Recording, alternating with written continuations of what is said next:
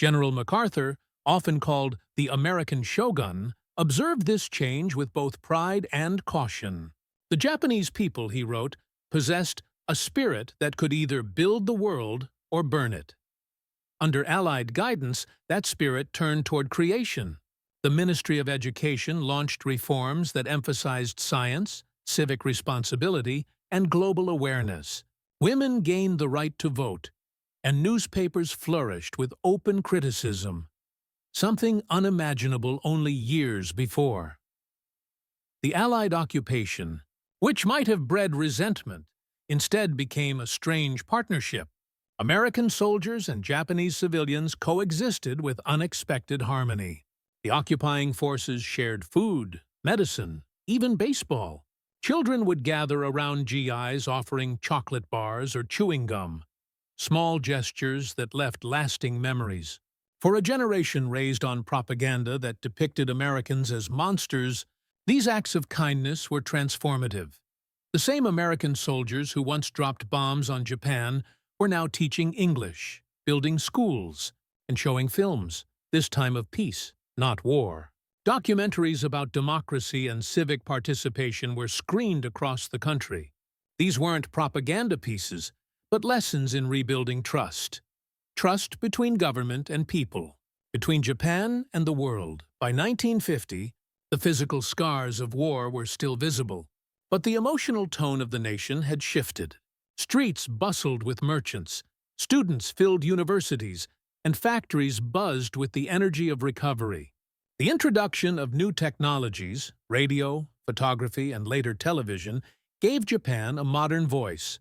Through them, the nation began to redefine itself. The emperor, though stripped of divine status, remained a quiet anchor of stability. His post-war visits to Hiroshima, to rural villages, to industrial towns, were not grand gestures of power, but symbols of humility.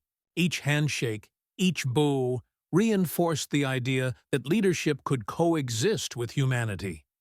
Yet beneath this new confidence, Japan continued to wrestle with memory. The Allied imposed censorship that restricted discussion of the atomic bombings complicated the nation's moral awakening. Many citizens struggled with dual grief, for the victims of Hiroshima and Nagasaki, and for those their country had victimized abroad. It was a balance few nations had ever faced, to mourn one's own suffering while acknowledging one's guilt. This duality became the foundation of modern Japanese identity. Schoolchildren learned of the war not as a story of heroes and enemies, but as a tragedy born of pride and deception. Museums opened dedicated to both peace and remembrance. The Peace Memorial Museum in Hiroshima, the Chidorigafuchi National Cemetery in Tokyo. Each monument carried the same unspoken message: never again. Economically, Japan's transformation was nothing short of miraculous. With American assistance through the Dodge Plan and later the Korean War boom, industries revived. In less than 2 decades, the nation that had once been reduced to ashes became one of the world's leading economies. By the 1964 Tokyo Olympics, Japan had fully reintroduced itself to the world, not as a conqueror, but as a symbol of resilience and rebirth. But perhaps the most profound change could not be measured in statistics. It was visible in the quiet dignity of the post-war generation. Men and women who had seen the face of war and vowed to never repeat it. When they rebuilt their homes, they planted gardens beside them. When they reopened schools, they filled them with lessons on tolerance. The tears that had fallen in 1945, tears of defeat, disbelief, and awakening, had watered the soil of a new Japan. A Japan that would lead the world not through empire, but through example. From the ashes of blind devotion rose a democracy grounded in reflection. From the silence of surrender came the voice of peace. And, from the shattered image of a god-emperor, emerged a nation that learned, at last, the strength of humanity itself. The story of Japan's surrender is often told as the end of war, but in truth, it was the beginning of understanding, a reckoning deeper than defeat. and more enduring than victory. In August 1945, the Japanese people had looked to the heavens for divine purpose and found only silence. Yet in that silence, something remarkable happened. They began to listen to one another. They began to see, with unclouded eyes, the cost of their faith in myth. What followed was not the erasure of Japan's soul, but its purification. The same culture that once glorified obedience and sacrifice now found beauty and humility, craftsmanship and peace. Where once there were parades of conquest, there were now processions of remembrance. Where once the nation bowed to a throne, it now bowed to truth. The Americans came as occupiers, but left as architects of an extraordinary rebirth. Their greatest victory was not military, it was moral. They showed a defeated people that repentance was not weakness, that democracy was not chaos, and that the truest power of a nation lies not in its armies, but in its conscience. For the Japanese civilians who wept when they saw the truth about their emperor, those tears were not the end of faith. They were its rebirth. They no longer worshipped a god in human form. They began to believe in humanity itself. And in the decades that followed, Japan proved that peace could be stronger than war. The empire that once brought the world to its knees would rise again, not with fire or steel, but with art, innovation, and grace. History remembers the day Japan surrendered as one of loss. But in the quiet that followed, it became something far greater. The moment a nation learned that even in the ruins of belief, there can still be light, if one dares to face the truth. General MacArthur's administration encouraged this process carefully, aware that too much humiliation could breed rebellion. Show them enough, one officer noted, to awaken conscience, not to destroy it. The occupation authorities called it reorientation, but for the people inside those darkened theaters, it felt more like confession. Outside the screening halls, newspapers began printing testimonies from returning soldiers. Men who had fought in China or Burma spoke of things they had seen and done. Villages burned, prisoners executed, civilians used as labor. Their stories contradicted years of propaganda that had glorified sacrifice and duty. For the first time, truth was being told not through imperial decree, but through human voice. Among the most powerful revelations were photographs of Japanese POWs returning home.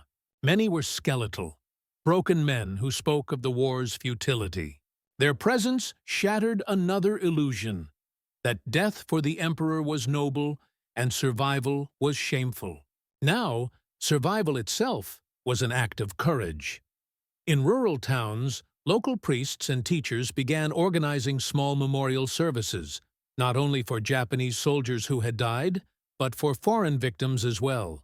Such gestures were quiet, often private, but they signaled a profound moral shift. The old ideology of divine right and racial superiority had collapsed. In its place grew something fragile but real: empathy. The Allies also showed the Japanese civilians films of their own cities, destroyed by American firebombing: Tokyo, Osaka, Nagoya, and finally Hiroshima and Nagasaki. The images of burned children and flattened neighborhoods were unbearable, but they created a strange duality in the national consciousness. The Japanese saw themselves as both perpetrators and victims, a nation punished and awakened at once. When news of the Tokyo War Crimes Tribunal reached the public, emotions were mixed. Some felt betrayed by the generals and ministers who had led them into destruction. Others clung to the belief that the emperor had been misled. But when testimonies of atrocities were read aloud in court, the systematic killings in Nanking, the experiments of Unit 731, the executions of prisoners, the evidence left little room for denial. Radio broadcasts of the trials echoed across Japan. Words like crimes against humanity entered the language for the first time. The nation that had once worshipped power now listened to its leaders being judged by the world. In one of the final broadcasts of 1946, A woman's voice on the radio read aloud a message from a Hiroshima survivor. "We believed the emperor was a god. Now we see he is a man. And because he is a man, perhaps he too can feel our sorrow." It was a simple sentence, but it captured the transformation of a nation. The myth had ended, but in its place came something more enduring: the capacity for reflection. By the time Emperor Hirohito visited Hiroshima in person, the screenings, the trials, and the ruins had already done their work. Japan's collective illusion had shattered, and from its fragments, a new identity was forming, one not built on conquest, but on remorse and reconstruction. The tears of those who watched the films were not only of grief, they were of awakening, the painful beginning of truth.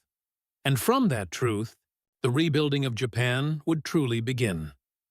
When the final echoes of surrender faded, Japan stood in ruins, not only in its cities, but in its soul. The emperor's word had ended a war, but it had also stripped away the foundation of belief that had sustained his nation for generations. In the space left behind, the Americans began a task unlike any in history: rebuilding a former enemy, not through punishment, but through transformation. General Douglas MacArthur, now Supreme Commander for the Allied Powers, ruled from the Daiichi Building, his office window facing the Imperial Palace itself. Each morning he would look out across the moat, aware that behind those stone walls lived the man once considered divine. Their first meeting on September 27, 1945, was an encounter between myth and modernity. The famous photograph taken that day captured it perfectly. MacArthur, tall and casual in an open-collar shirt, stood beside the emperor, who was stiff, formal, and visibly uneasy. The contrast spoke louder than any speech. The god now stood beside a man, and both were human. Behind the scenes, the American occupation set out to reshape Japan from the ground up. Demilitarization was only the beginning.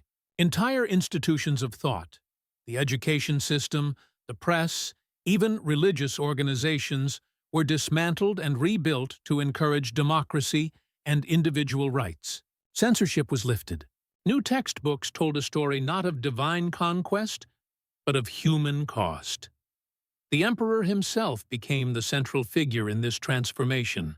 Under MacArthur's guidance, Hirohito renounced his divinity in a national radio broadcast on New Year's Day, 1946. His words were measured, but their impact was seismic. "The ties between us and our people have always stood upon mutual trust and affection. They do not depend upon the false conception that the emperor is divine. It was the death of a millennium-old belief." Many Japanese cried as they listened, not in anger, but in release. For the first time, they were allowed to see their ruler not as an unreachable god, but as a man who shared their suffering. Across Japan, the work of rebuilding took on an almost spiritual quality. Women swept rubble from the streets. Children carried bricks to repair schools. Farmers returned to their burned fields, planting the first crops of peace.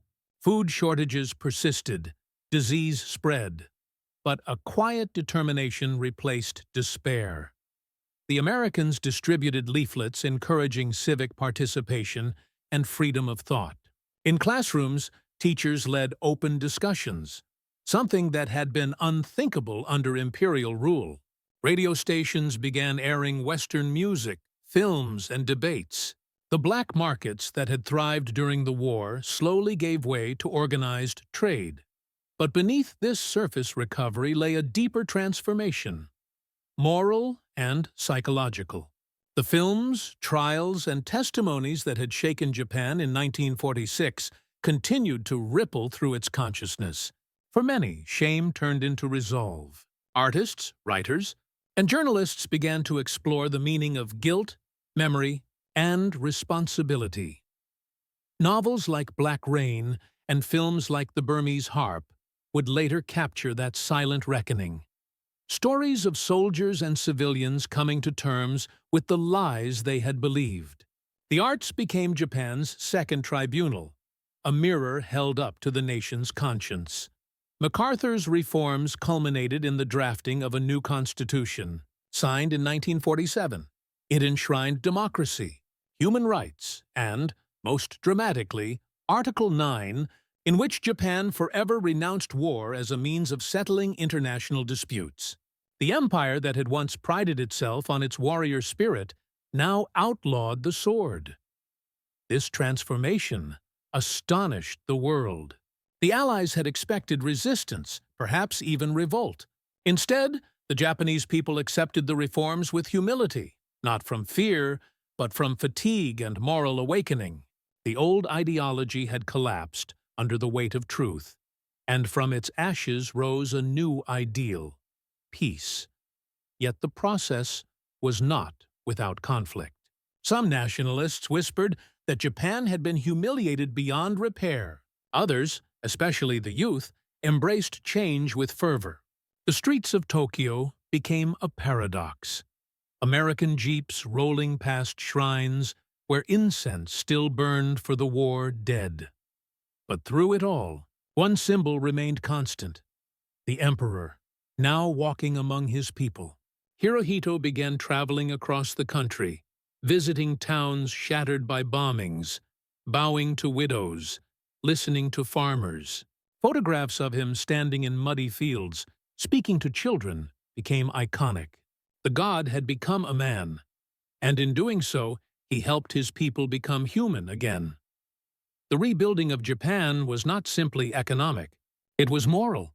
It was the long, painful reconciliation of faith and truth, pride and guilt. And through that struggle, a new Japan was born, one whose strength would no longer be measured in conquest, but in conscience. By the late 1940s, Japan had begun to rise again, not through armies or flags, but through ideas. The same discipline that once fueled imperial expansion was now redirected into rebuilding, education, and innovation. Factories that had once produced weapons were repurposed for civilian use. Steel for tanks became steel for bridges. The spirit of perseverance, long central to Japanese culture, was reborn in a new form: peaceful productivity. The moral angle of this transformation was complex. Some Japanese intellectuals welcomed the occupation reforms, calling them a liberation from the chains of militarism. Others viewed them as a humiliation, a forced confession at the hands of victors. Yet even among the bitter, few could deny the new reality. The Emperor's Humanity Declaration in January 1946 confirmed what the films and broadcasts had already implied. Japan's gods were men, and its leaders fallible. That announcement rippled through the nation's soul. In shrines and temples, priests paused their prayers to reconsider the nature of divinity. Was the emperor still the intermediary between heaven and earth? Or was he simply another man burdened by sorrow? In homes, families debated whether to continue traditional rituals. Some clung to the old faith. Others quietly turned away, unable to reconcile it with what they now knew. Through these cultural shifts, the psychological foundation of Japan changed more rapidly than anyone expected. Within a single year, the country that had once exalted obedience above all began to rediscover individuality. Art, literature, and philosophy flourished again, free from the constraints of wartime censorship. Writers such as Osamu Dazai and Yasunari Kawabata explored guilt, beauty, and human fragility in a ruined landscape. Their stories reflected the same emotional journey the nation was undergoing, from blind faith to painful self-awareness. In this way, the films and reforms of the occupation were not merely acts of political control. They were acts of moral reconstruction. The Allied soldiers who came with food and projectors did more than feed bodies. They fed understanding. For the first time in centuries, Japan was being asked to see itself as others had seen it.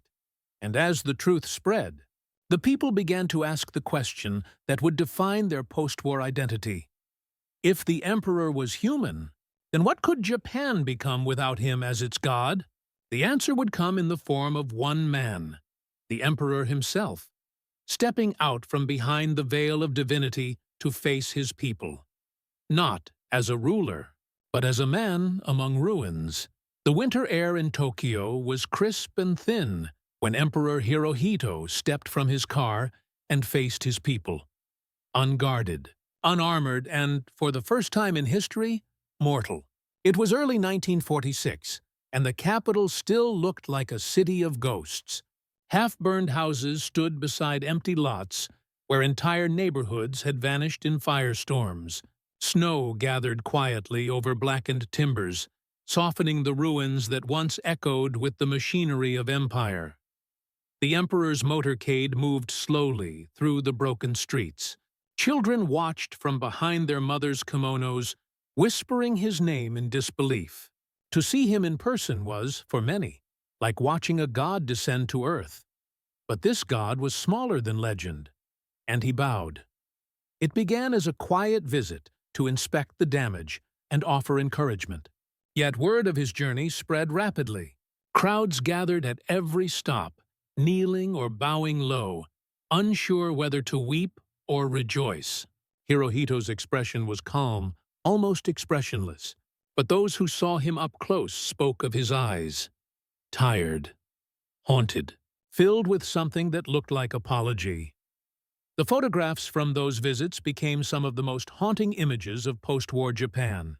In one, Hirohito stands amid the rubble of Tokyo, a slight figure in a plain overcoat, surrounded by smiling children and soldiers of the occupation. Behind him, the ruins stretch endlessly into the distance, the visual end of an age. The emperor's presence in these devastated places had a profound effect on the people.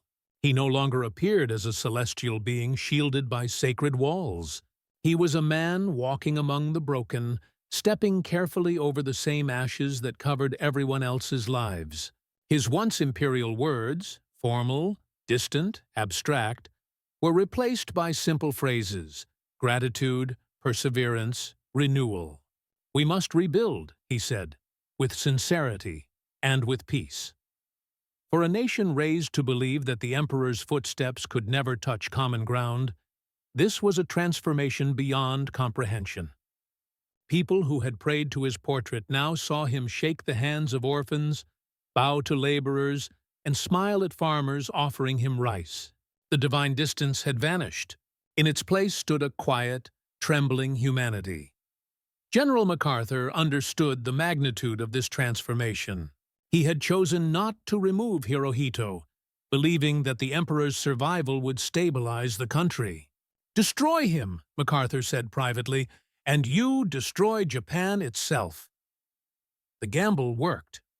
By allowing Hirohito to live as a symbol of continuity, the Allies gave the Japanese people something to hold on to as they faced a world stripped of myth. Yet, the very sight of their emperor walking freely beside American generals created an emotional rift. For some, it was liberation, proof that the old chains had been broken. For others, it was unbearable humiliation. Conservative voices within Japan whispered that the emperor had been reduced to a puppet, a figurehead under the watchful eyes of foreign powers. But most ordinary citizens saw something deeper. A man who shared their shame and suffering, who had chosen to remain visible when disappearance might have been easier. The Ningen Sengen, his humanity declaration issued that January, had already stripped him of divine status. But the declaration's true power came not from words, but from sight. Seeing him in the streets, thin and human, erased centuries of reverence in a single instant. In those months, newspapers published photographs of Hirohito in factories, hospitals, and schools. Each image carried quiet symbolism: the emperor standing beside a wounded veteran, his hand resting lightly on the man's shoulder; the emperor smiling faintly at a classroom of children who bowed not in worship, but in curiosity. These moments, small and almost tender, reshaped the nation's image of itself. When the emperor visited Hiroshima in December 1947, the transformation reached its emotional peak. Survivors lined the streets, many too frail to stand. They had once believed that his divine spirit protected them. Now they saw him walking through the ruins that disproved that faith. Witnesses recalled that some survivors bowed deeply, while others simply turned away, unable to reconcile love and loss in the same moment. One woman reportedly said, "We believed he could not die, but here he is, alive, like us. That is harder to bear." The emperor said little during that visit. He laid a wreath of flowers, bowed deeply, and moved on.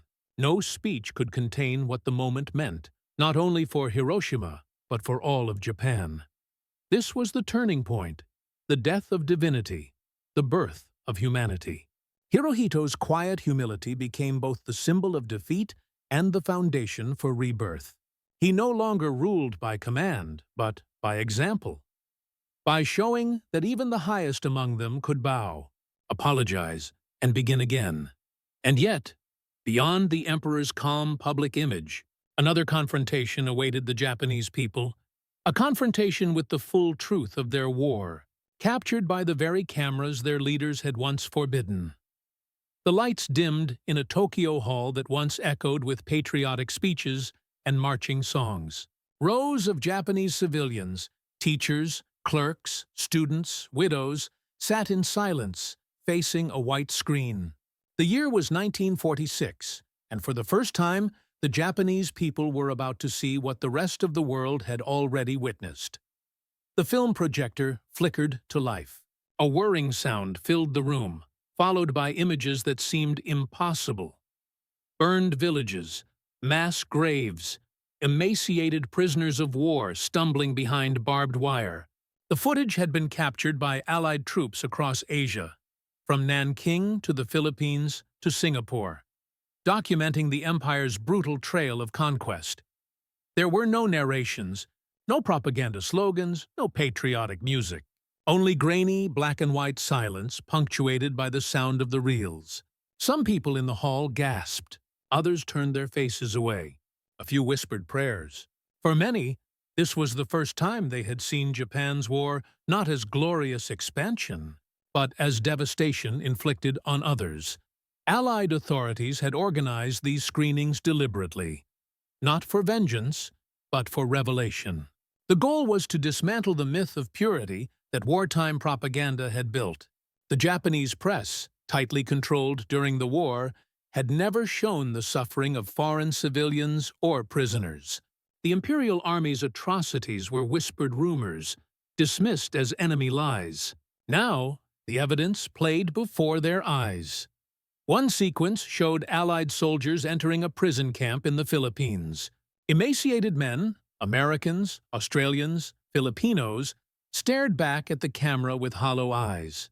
The film cut to piles of bodies outside Nanking's walls, and then to women and children lying in the mud.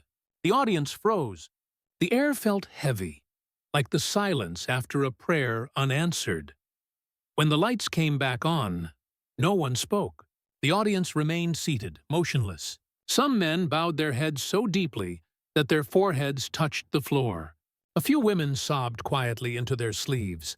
The realization spread through the room like a slow wave.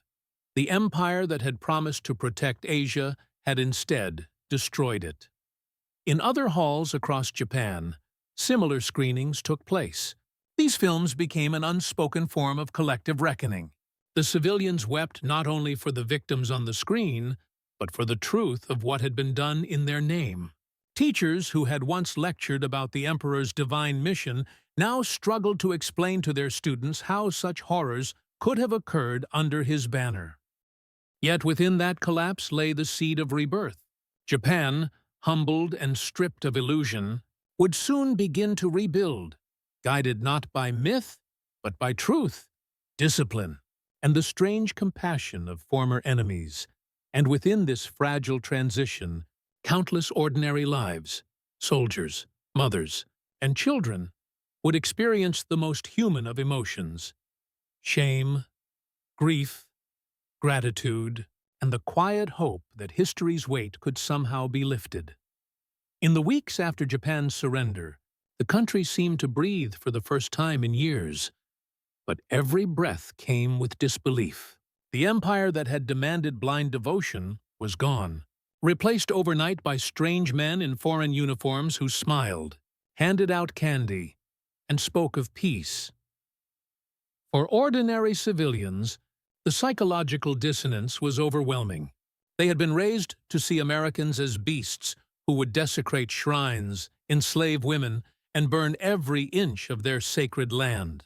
Instead, they watched as American soldiers repaired bridges, cleared rubble, and shared food with hungry families. The occupiers did not act like conquerors. They acted like rescuers. And that simple reversal shook the nation's spirit more deeply than defeat itself. In Tokyo, a U.S. Army medical team opened one of the first relief stations near Ueno Park. A woman named Sachiko, widowed by the bombings, recalled seeing an American sergeant bandage a Japanese child's wounded leg. "He did not speak our language," she said years later, "but he bowed when he finished." That gesture, so small yet unthinkable before the war, spread through word of mouth like a revelation. The enemy bows too. For many Japanese, the shock was not only moral but existential. Their emperor, the Son of Heaven, had told them to fight to the death for him. They had obeyed, believing that surrender would dishonor generations of ancestors. Yet here stood the enemy, treating them with decency that their own leaders had denied. That realization tore at the very roots of loyalty and faith. The human angle of this occupation was defined by quiet contradictions. Children who once sang patriotic songs now played baseball with American soldiers.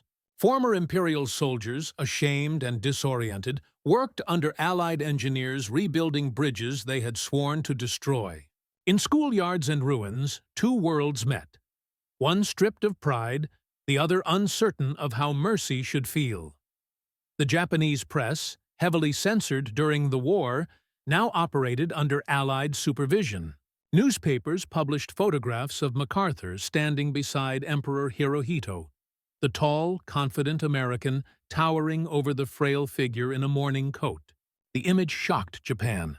For the first time, the emperor looked small, human, even fragile. Many who saw the photograph wept in silence. Others felt betrayed, seeing their divine ruler dwarfed by a foreign general. Yet in that image, a new reality was born. The myth had ended. From the Allied perspective, this transformation was no less profound. Many American soldiers arrived in Japan expecting hostility. They had seen the fanaticism of Japanese troops in the Pacific. Soldiers who fought to the last man, civilians who leapt from cliffs in Okinawa. They imagined an occupation marked by riots and ambushes. Instead, they found a nation so defeated, so exhausted, that resistance had dissolved before it began. Captain Robert Feary, an aide in MacArthur's headquarters, later wrote, "The Japanese were not a conquered enemy. They were a people stunned by their own blindness." Allied officers walked through the ruins of Tokyo and were met not with hatred, but with quiet bowing and polite greetings. Many were unsettled by this humility, unsure whether it came from respect, fear, or sheer despair. American war correspondents documented the paradox. In Hiroshima, a photographer captured a line of civilians waiting for food beside a U.S. Army truck marked with the words, "Food for Peace." The caption read, "They expected revenge. They received bread." The photograph ran in newspapers across the world, symbolizing a moral victory that transcended battlefields. But beneath this surface of calm, the emotional toll on the Japanese people deepened. Soldiers returning from China or Burma came home to find their families gone and their emperor renouncing divinity. Veterans who had survived jungle campaigns or kamikaze training now struggled to reconcile their sacrifice with the truth. They asked questions that no one could answer. Had they fought for a lie? Had their deaths meant nothing? In some towns, shrines quietly removed the symbols of imperial worship. Temples replaced patriotic slogans with prayers for the dead. All the dead, not just Japanese. Buddhist monks held memorials for both Japanese and Allied soldiers. an act that would have been unthinkable only a year earlier. The war had stripped away certainties, leaving only the shared weight of loss. Meanwhile, American soldiers experienced their own transformation. Many wrote home that Japan was unlike any place they had known. Clean, disciplined, courteous even in ruin. "We bombed them into dust," one GI wrote, "and yet they bow when we pass." It was a sentiment echoed by MacArthur himself, who later said, "These people are the world's greatest imitators. Give them a model of democracy, and they will build one stronger than our own." This was the first angle of post-war Japan, the human one, defined not by battles or treaties, but by the fragile meeting of mercy and shame. A defeated people learning that kindness could come from an enemy, victors learning that conquest could mean responsibility. Yet beneath this uneasy peace lay deeper transformations still to come: cultural, ideological, and moral. Because when the films began to play in schools, halls, and barracks, the Japanese people would be forced to confront a truth that words alone could never carry. In the winter of 1945, the new Japan began not with speeches but with film reels. Projectors rattled inside school halls and municipal theaters, their light flickering across faces that had not smiled in years. On the screens appeared images the public had never been allowed to see. Allied soldiers freeing prisoners, Japanese soldiers surrendering, mushroom clouds rising over burned cities. The occupation authorities called these education films, but to the Japanese people, they were revelations. For decades, the imperial government had constructed a world of illusion. The emperor was divine, the war was holy, and Japan was destined to rule Asia. Propaganda had filled newspapers, classrooms, and cinema screens with triumphs that never happened. Even as cities burned, official broadcasts spoke of glorious withdrawal and strategic patience. The truth had been buried beneath reverence. Now, the light of Allied cameras unearthed it. American and British filmmakers, working under the Civil Information and Education Section, CIE, organized thousands of screenings across Japan. These films were carefully chosen, not to humiliate, but to illuminate. Titles such as Our Job in Japan, Democracy in Action, and Know Your Enemy played to audiences of school teachers, veterans, and housewives. They were accompanied by translated leaflets explaining democratic values, the concept of individual rights, and the meaning of peace. At first, many viewers were skeptical. Some refused to attend, others left in silence, muttering that the films were lies. But repetition did its work. The more the people saw, the harder it became to deny. One of the most powerful moments came during the screening of footage from Nanjing and Bataan. Captured, Allied films showing atrocities committed by Japanese forces in Asia. The images were harrowing. Civilians executed, prisoners emaciated, entire towns burned. For the Japanese audience, this was almost unendurable. They had been taught that their nation had liberated Asia from Western oppression. Now, they saw their soldiers acting as the oppressors. In many halls, sobs filled the silence. Some refused to look. Others covered their faces with trembling hands. A few veterans rose and walked out, unable to bear what they saw. But the change had begun. For the first time, the Japanese public was confronting not only defeat, but guilt. Beyond the cinema, the occupation's re-education campaign spread through every corner of life. Schools rewrote textbooks. Words like divine emperor and sacred war were erased. New lessons introduced democracy, equality, and international cooperation. Teachers who had once drilled students to die for the empire now taught them to speak freely and think critically. This transformation was not easy. Many teachers themselves struggled to adjust, torn between loyalty to their old beliefs and the new order imposed by their conquerors. Yet, over time, a new generation began to absorb the lessons. Children learned that the emperor was not a god, that freedom was not treason, and that peace was not weakness. Cultural life, too, began to change. Newspapers printed articles on women's rights and labor unions. Magazines published photographs of American jazz musicians and baseball players.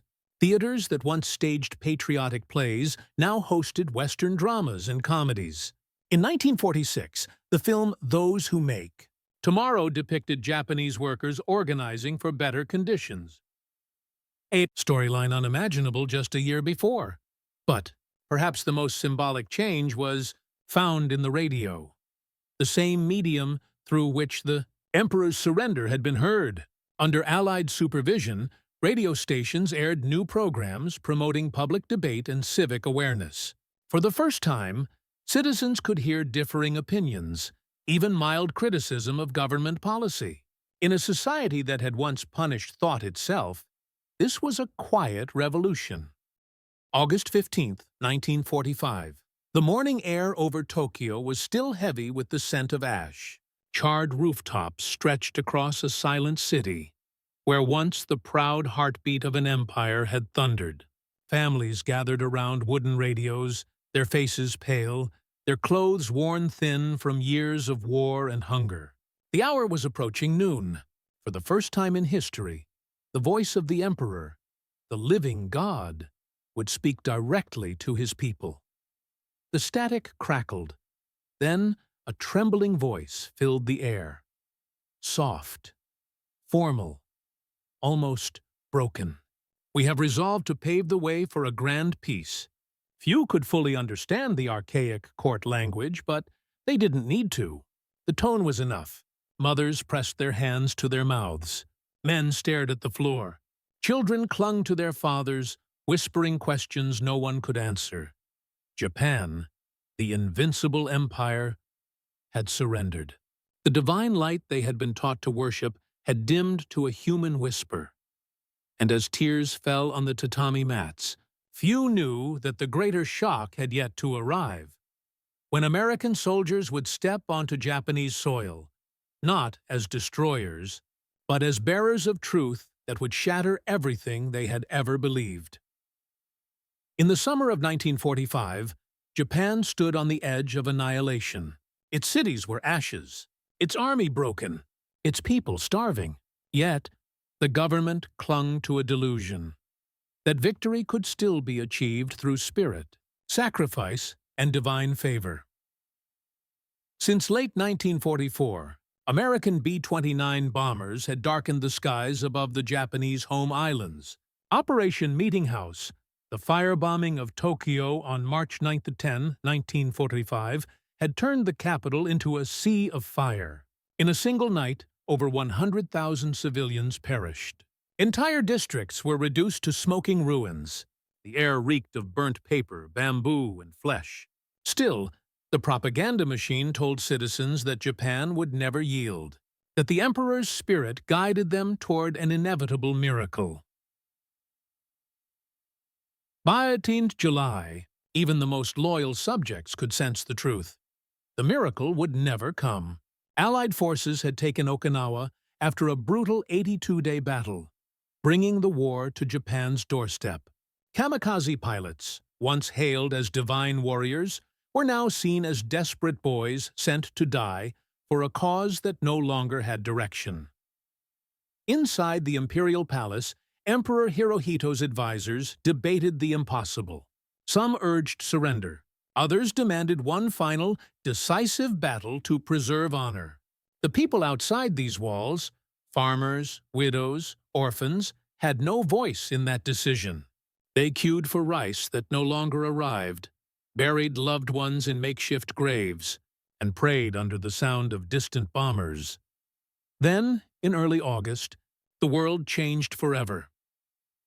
At 8:15 a.m. on August 6, 1945, the city of Hiroshima ceased to exist. The atomic bomb, codenamed Little Boy, exploded with the force of 15,000 tons of TNT. Tens of thousands were incinerated in seconds. Many more suffered burns so severe that even doctors could not describe them without trembling. 3 days later, Nagasaki met the same fate. For Japan's leaders, the message was unmistakable. No divine wind could protect them now. Emperor Hirohito, long shielded from the realities of war, was finally confronted with the devastation. Eyewitnesses later recalled his face, pale, shaken, and silent, as he viewed photographs of Hiroshima. He is said to have whispered only one word: horrifying. Still, factions within the government resisted surrender. The Supreme War Council remained divided. Some generals argued that surrender would disgrace the nation for 1,000 years. Others believed unconditional submission to the Allies would lead to the emperor's death and the end of the imperial line. But the people could no longer bear the cost. Every day, new trains arrived from the countryside carrying the burned, the starving, and the homeless. Tokyo, Osaka, Nagoya, all were rubble. Entire families slept in the ruins of schools and temples, praying for food or mercy. The empire had become a wasteland. On August 9th, the Soviet Union declared war on Japan and invaded Manchuria. The last illusion of negotiation collapsed. Surrounded, shattered, and without hope, the emperor made the most consequential decision in Japanese history. On August 14, 1945, Hirohito recorded his Gyokuon Hoso, the Jewel Voice broadcast, announcing Japan's surrender. The next day, his trembling voice reached the nation. For most civilians, it was the first time they had ever heard their emperor speak, and it was the moment they realized he was not divine. He was mortal, fallible, human. Across the country, disbelief mixed with grief. Some wept in silence. Others screamed in anguish, tearing off their headbands or smashing portraits of the emperor. Yet, many felt a strange relief. The war was over. The killing, the hunger, the burning skies, all of it, finally, would end. But as the smoke cleared, another question lingered. If the emperor was not divine, then what else had been a lie? The answer would arrive not through myth or rumor, but through the boots of foreign soldiers soon to walk their streets, carrying cameras, food, and films that would show Japan its own reflection. When the first Allied troops set foot on Japanese soil in late August 1945, the world held its breath. For years, Japan's wartime propaganda had painted the Americans as demons, brutal invaders who would slaughter civilians and defile their land. Mothers were told to kill their children before surrendering. Teachers instructed students to leap from cliffs rather than face capture. But when the soldiers arrived, something unexpected happened. The demons did not come. Men in olive uniforms stepped carefully off their transports, helmets tilted against the sun, weapons lowered, their movements cautious. Many carried chocolate, cigarettes, and chewing gum, gifts for the children who peeked nervously from behind broken walls. General Douglas MacArthur, Supreme Commander for the Allied Powers, landed at Atsugi Airfield on August 30, 1945. His arrival symbolized a new order, calm, composed, and deliberate. MacArthur walked through the lines of saluting American soldiers, his corncob pipe clamped between his teeth, eyes fixed on Tokyo. He had one mission: to rebuild a nation without destroying its soul. The surrender ceremony aboard the USS Missouri on September 2nd formalized Japan's defeat. Representatives of the emperor stood before the Allied delegation, trembling as they signed the instrument of surrender. General Yoshijiro Numazu's hand shook as he placed his signature beside the American names. Above them, the sun broke through the clouds, and for the first time in years, Japan's skies were free of warplanes. In the weeks that followed, the transformation began. MacArthur ordered that Japan would not be treated as a conquered land, but as a nation to be reborn. The emperor, once the untouchable god of war, was allowed to remain on his throne, but as a symbol, not a sovereign. For many Japanese, This decision was both a relief and a revelation. The occupation forces set about dismantling the machinery of the old empire. The military was disbanded. Secret police units dissolved. Wartime leaders were arrested and placed on trial. Propaganda materials, posters, textbooks, films, were confiscated or destroyed. In their place, the Americans introduced new materials promoting democracy, freedom, and human rights. It was in this context that the Japanese people began to encounter the truth, not through words, but through images. Allied authorities screened documentary films showing the destruction of the war, the treatment of prisoners, and the atrocities committed by the Imperial Army in China, Korea, and Southeast Asia. For many Japanese, these images were almost impossible to comprehend. They had been taught that Japan's war had been noble, that their soldiers had liberated Asia from Western oppression.